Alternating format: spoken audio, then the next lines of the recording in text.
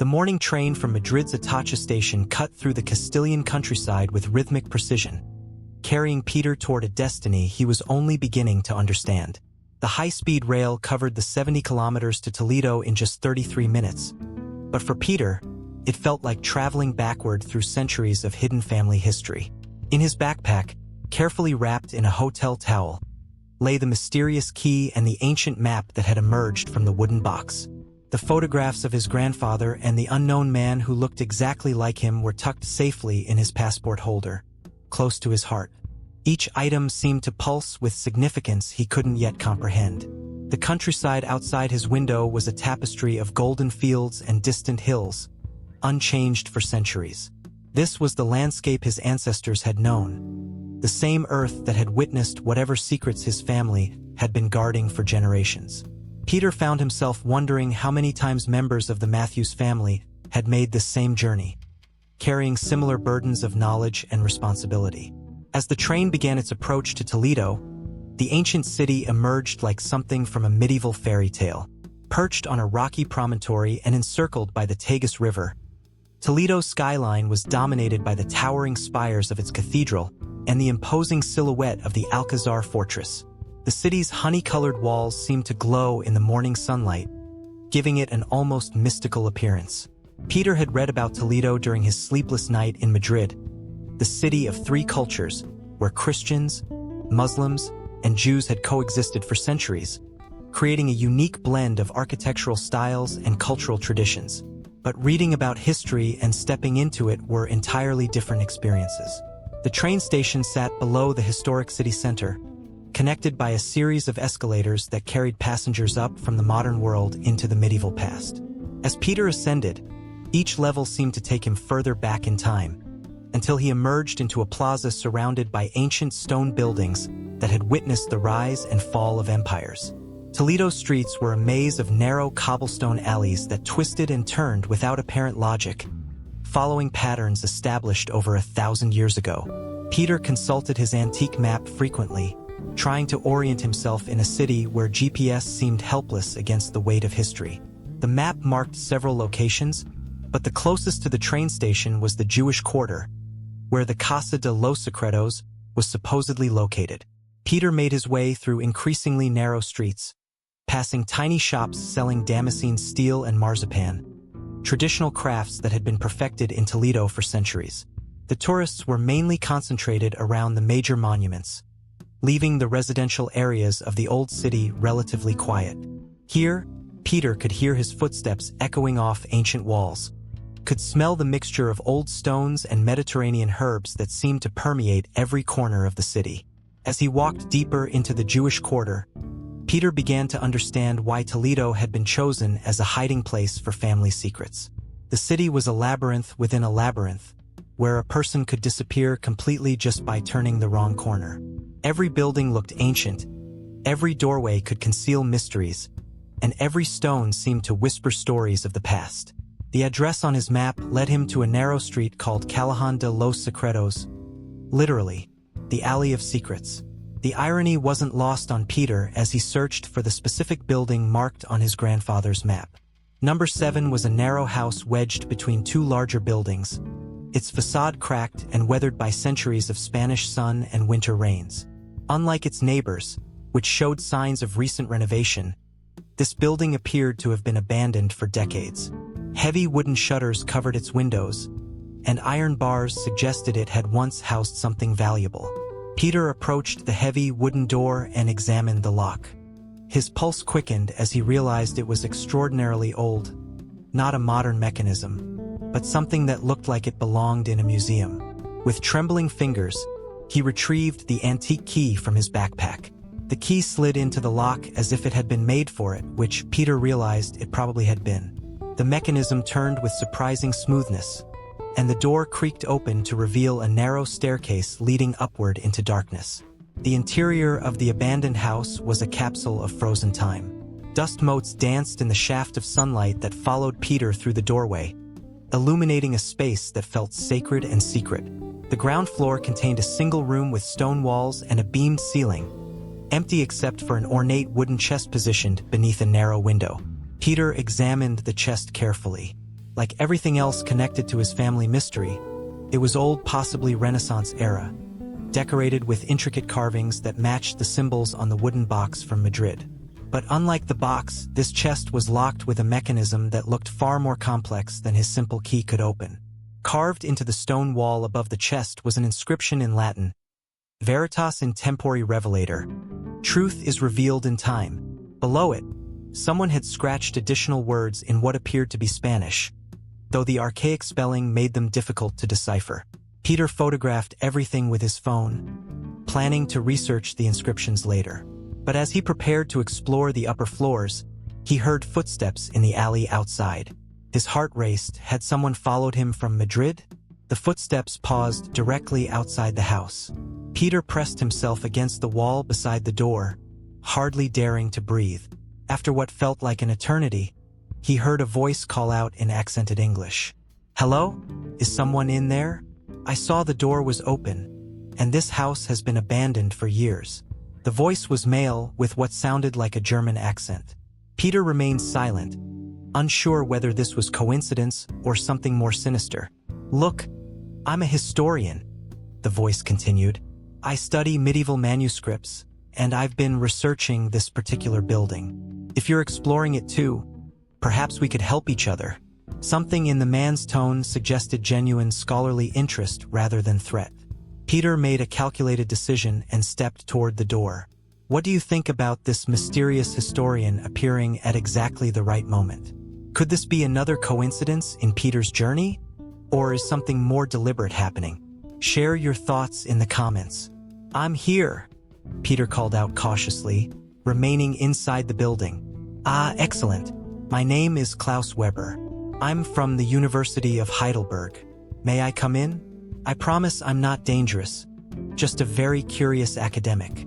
Peter opened the door wider to reveal a man in his mid-30s with sandy brown hair, wire-rimmed glasses, and the slightly disheveled appearance of someone who spent more time in libraries than outdoors. He carried a leather satchel and wore an expression of genuine enthusiasm that was difficult to fake. "Klaus Weber," the man repeated, extending his hand. "And you must be the American I've been expecting." Peter's blood ran cold. "Expecting?" Klaus smiled apologetically. "Poor choice of words. I meant hoping to meet. You see, I've been researching the Mateus family history for my doctoral thesis, and when I learned someone fitting your description was asking questions in Madrid." "How did you learn that?" Peter interrupted, his Chicago-honed paranoia returning full force. "Academic networks are smaller than you might think," Klaus replied. "Elena Castillo at the Mercado de San Ildefonso mentioned your visit to a colleague of mine who studies the converso communities of medieval Spain. The connection to this house was, well, it was too interesting to ignore." Klaus gestured toward the ornate chest. "That piece, for instance, is definitely late 15th century, probably commissioned around the time of the Reconquista. The symbols carved on it match manuscripts I found in archives across Europe." Despite his suspicions, Peter found himself drawn to Klaus's obvious expertise. "What kind of manuscripts?" "Records of Portuguese families who served as secret diplomatic couriers between the Iberian kingdoms," Klaus explained. "But some of these families maintained access to hidden knowledge, secret trade routes, coded communications about preserving important manuscripts and treasures. Your family name appears in several of these documents." Peter stared at the German historian. "That's impossible. My family is Irish and Polish. We've been in Chicago for generations." Klaus nodded knowingly. "That's what they wanted you to believe. But the Matthews name is an anglicization. The original family name was Mateus, a Portuguese family of navigators and merchants who became secret guardians of Iberian treasures during the Age of Exploration, maintaining certain responsibilities." The revelation hit Peter like a physical blow. Everything he thought he knew about his identity was shifting beneath his feet. His grandfather, the quiet bookkeeper from Chicago, had been carrying the weight of 5 centuries of hidden history. "What kind of responsibilities?" Peter asked, though part of him dreaded the answer. Klaus opened his leather satchel and withdrew several photocopied documents covered in medieval script. The Mateus family were guardians. They protected certain artifacts, certain knowledge that the Spanish crown wanted to destroy along with the Jewish and Muslim communities. Peter examined the documents, recognizing some of the symbols from the wooden box and the chest. Protected them how? By hiding them, by creating elaborate networks of safe houses and secret routes, by ensuring that important manuscripts, navigation charts, and cultural treasures could be moved safely between Portugal and Spain during times of political conflict and emerge when the time was right. Klaus pointed to one of the documents. This mentions a network that extended from Porto to Granada, with connections to the Alhambra itself. The Mateus family weren't just merchants. They were cultural treasure guardians, protecting valuable artifacts and knowledge from both Portuguese and Spanish heritage. The pieces were beginning to form a picture that both thrilled and terrified Peter. His family's mysterious profession, the secretive nature of his grandfather's work, even his own skills at information gathering, it all made sense in the context of a hereditary responsibility to protect hidden knowledge. But why me? Peter asked. Why now? I've spent the last few years selling corporate secrets, not protecting cultural treasures. Klaus studied Peter's face carefully before answering. Perhaps because the time has finally come to reveal what your family has been guarding. Perhaps because the world is ready for certain truths. He gestured toward the locked chest. That chest contains clues to the final hiding place. But it can only be opened with specific knowledge that has been passed down through your family line. Peter thought about the photographs, the map, the mysterious woman who seemed to move through time itself. What if I don't have that knowledge? Then we'll have to find another way, Klaus replied with a grin. Because according to my research, what's hidden in Granada is worth more than money or gold. It's knowledge that could change our understanding of medieval Spain, of the interaction between cultures, of how civilizations really develop and preserve themselves. Peter looked around the dusty room with new understanding. This wasn't just an abandoned house. It was a shrine to his family's secret history, a way station in a network of hidden knowledge that stretched across centuries and countries. All right, Peter said finally.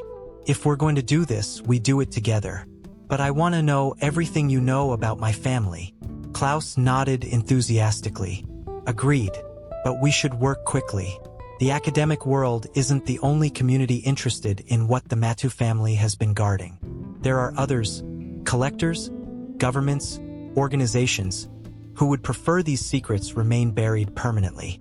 As if summoned by Klaus's words, Peter's phone buzzed with a text from the same unknown number that had been contacting him since Madrid. Toledo is watching you, Peter Mateus. Choose your companions carefully. Peter showed the message to Klaus, who read it with growing concern. It seems our research has attracted attention, Klaus observed. We should examine that chest quickly and then consider our next moves very carefully.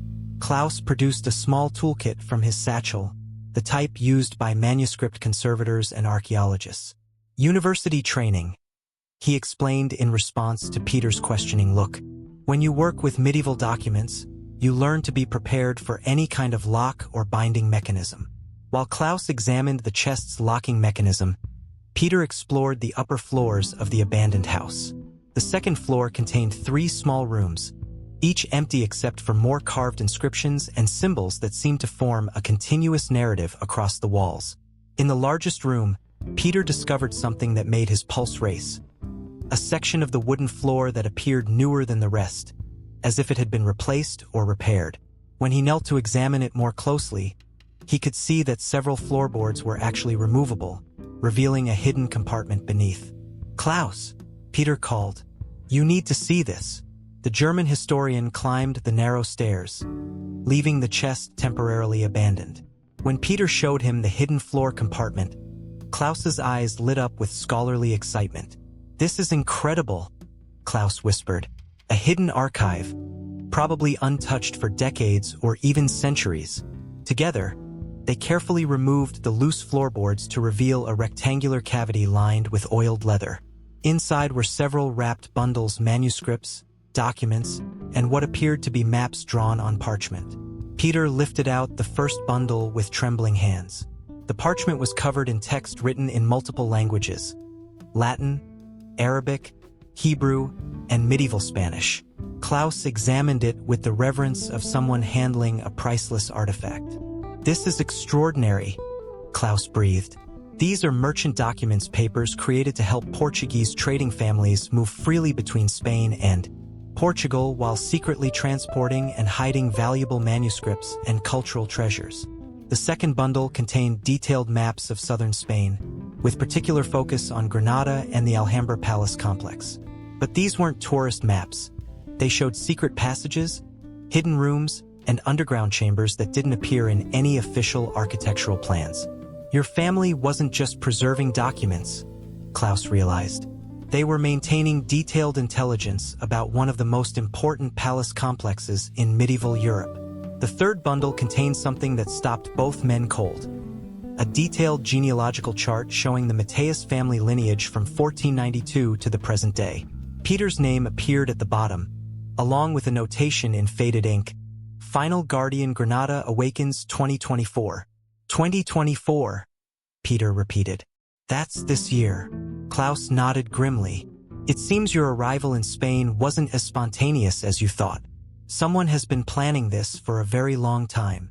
The fourth and final bundle contained a detailed floor plan of specific sections of the Alhambra, with notations indicating the location of a hidden chamber containing what was described as the Archive of Iberian Treasures, collected artifacts and knowledge from Portuguese and Spanish maritime expeditions. "If this is real," Klaus whispered, "it would be the archaeological discovery of the century, possibly the millennium." Peter studied the documents with growing unease. "And my family has been guarding the secret of its location for over 500 years. Guarding it and waiting," Klaus corrected. "Waiting for the right time, the right person, the right circumstances to reveal it safely." As they carefully rewrapped the precious documents, Peter's phone buzzed again. This time the message was longer.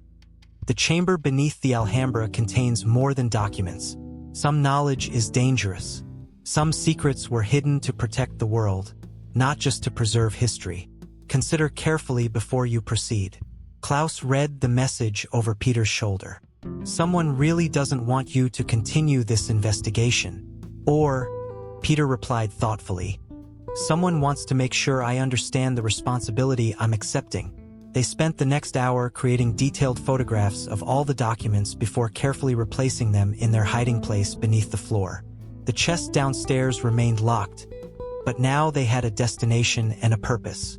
"Granada," Klaus said as they prepared to leave the house. "When do we go?" Peter looked around the dusty room that had revealed so many family secrets. "Tomorrow. But Klaus, if we're going to do this together, I need to know I can trust you completely. Because I'm beginning to think we're not just chasing historical artifacts. We're walking into something much more dangerous." Klaus met Peter's gaze steadily. "You can trust me, Peter, but you're right to be cautious. Some secrets have powerful guardians, and not all of them are friendly." As they locked the house and walked back through Toledo's narrow streets toward the train station, both men felt the weight of centuries pressing down on them. The ancient walls seemed to whisper warnings and encouragements in equal measure, as if the city itself was uncertain whether revealing its deepest secrets would bring salvation or destruction. The train journey back to Madrid gave Peter and Klaus time to process what they had discovered and plan their next moves. Klaus proved to be an invaluable resource, explaining the historical context of each document and helping Peter understand the magnitude of what his family had been protecting. The Archive of Iberian Treasures, Klaus explained, would contain artifacts and knowledge from the greatest period of Portuguese and Spanish exploration, navigation charts, trade records, cultural treasures, scientific discoveries, all preserved from the Age of Discovery. Peter watched the countryside roll past the train windows. "And it's all been sitting hidden in the Alhambra for 5 centuries? "Not just sitting," Klaus corrected. "Being protected. Your family and others like them have been maintaining it, ensuring its survival through wars, conquests, political upheavals, and religious persecution." But Peter was troubled by more than just the historical significance of their discovery. "Klaus, how did you really find me? The coincidence of you being in Toledo at exactly the right time." Klaus was quiet for a long moment before answering. "I haven't been entirely truthful about that," he admitted. My research into the Mateus family began 3 years ago when I found references in German archives, documents stolen by the Nazis during World War II that mentioned the Granada archive. The revelation sent a chill through Peter. The Nazis knew about this? They knew something was hidden in Spain, but they never found it. My grandfather was actually involved in some of those searches. After the war, he spent decades trying to locate and protect artifacts that the Nazis had sought to destroy or steal. Klaus pulled out his phone and showed Peter a black and white photograph of a man in 1940s clothing standing in front of the Alhambra. "That's my grandfather, and that's your grandfather standing beside him." Peter stared at the photograph in shock. The two men stood together like old friends, both carrying the same serious expression he had seen in the photos from Toledo. "Our families have been connected all along," Klaus continued. "My grandfather left instructions that if a member of the Mateus family ever came to Europe seeking answers about their heritage, I should help them." The pieces of an incredibly complex puzzle were falling into place, but Peter still couldn't see the complete picture. "So you've been waiting for me?" "Waiting and watching," Klaus confirmed. "There are others who know about the archive, Peter. Not everyone who seeks it has pure intentions. My family has been helping to protect the secret, just as yours has been guarding it." As their train pulled into Madrid's Atocha station, Peter felt the weight of centuries of family responsibility settling on his shoulders. He was no longer just Peter Mateus, the former information broker trying to escape his Chicago past. He was the final inheritor of a legacy that stretched back to the Reconquista, the last in a line of guardians protecting one of history's greatest hidden treasures. "We'll need to be very careful in Granada," Klaus warned as they gathered their belongings. "The Alhambra is heavily monitored, full of tourists and security cameras. Finding and accessing a hidden chamber will require precise planning." Peter nodded, his mind already working through the logistics. His years in corporate espionage had taught him how to move through secure facilities undetected, how to access restricted areas without triggering alarms. But this would be different, this would be personal. That evening, as Peter packed for Granada in his Malisana apartment, he found another message waiting for him.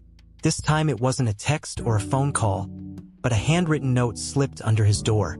"Peter, the archive contains the accumulated wisdom of 3 civilizations.